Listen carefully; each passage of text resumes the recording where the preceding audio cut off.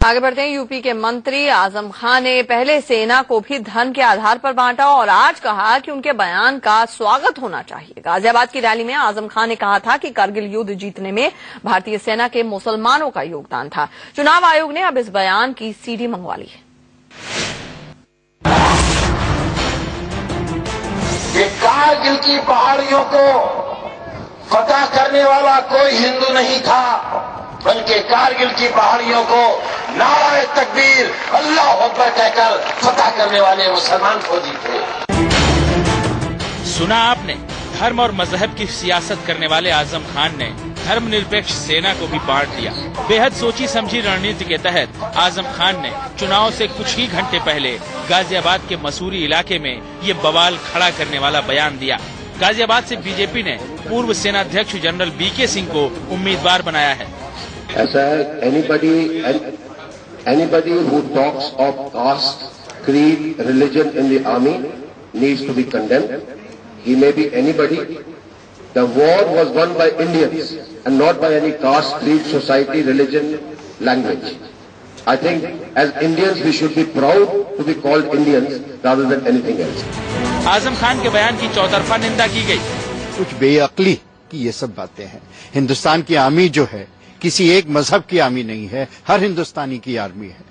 और जब कारगिल पे मोर्चा लगा था तो हिंदुस्तान का मुसलमान भी उस मोर्चे पे खड़ा था, हिंदू भी खड़ा था, सिख भी खड़ा था, ईसाई भी खड़ा था, हर हिंदुस्तानी जो है उस मोर्चे पे खड़ा था। आजम खान मुसलमानों के नरेंद्र मोदी बनना चाहते हैं और उनकी मदद भी करना चाहते हैं ऐसे बयान देकर के।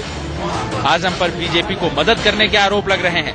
दूसरी तरफ चुनाव आयोग ने आजम के बयान की सीडी मांगी है, लेकिन आजम अपने बयान पर कायम है। सुनिए कैसे आजम ने कहा कि उनके बयान का स्वागत होना चाहिए। अगर हम सरहदों पर जान दें, हम पाकिस्तान से लड़कर अपनी पहाड़ियों को वापस लें तो किसी को क्यों बुरा लगता है ये? इस तरह तो हम हिंदू मुसलमान में इत्तेहाद बढ़ा रहे हैं।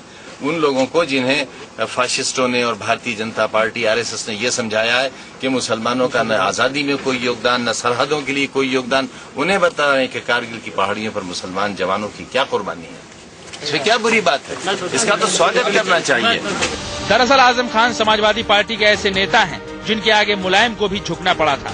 खुद को मुसलमानों का मसीहा समझने वाले आजम खान मोदी और अमित शाह पर विवादित बयान दे रहे थे। इस बार सेना को धर्म के आधार पर बांटकर उन्होंने मुसीबत मोल ले ली है। चुनाव आयोग उनके खिलाफ कार्रवाई कर सकता है। Jatin Goswami, Ghaziabad, India news. शिवपाल यादव ने जहां पर अपने नेता आजम खान के विवादित बयान का बचाव किया है। शिवपाल यादव ने कहा है कि आजम खान मुसलमानों की भागीदारी का जिक्र कर रहे थे, जिसमें कुछ भी गलत नहीं। मुस्लिम भाइयों का कम योगदान नहीं मैंने कहा। अब्दुल हमीद से लेकर के अशफाकतुल्लाह से लेकर के कम योगदान नहीं है। तो उनके में कहीं न कहीं समाज को जब कुछ उपेक्षा होती है तो उपेक्षा जब होती है तो वो अपनी बात कहेंगे। लोकतंत्र में तो सबको अपना अधिकार है, लेकिन हमने जो कहा कि राष्ट्र हित में, देश हित में, समाज हित में हम सब लोग एक हैं, समाजवादी देश के साथ।